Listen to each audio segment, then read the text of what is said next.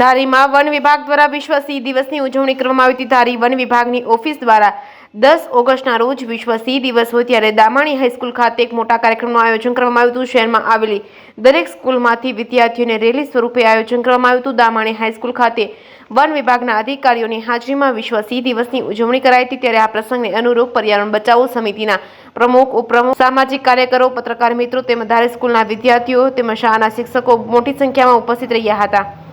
જેકેએસએમ ગુજરાતી સાથે સંજય વાળા, ધારી। હું નીતિન પરમાર। આજ રોજ નવી વસાહત પ્રાથમિક શાળા દ્વારા વિશ્વ સિંહ દિવસ 10મી ઓગસ્ટના રોજ રેલીનું આયોજન કરવામાં આવ્યું। તે રેલી દામાણી હાઈસ્કૂલ દ્વારા સમાપ્તિ આપવામાં આવી।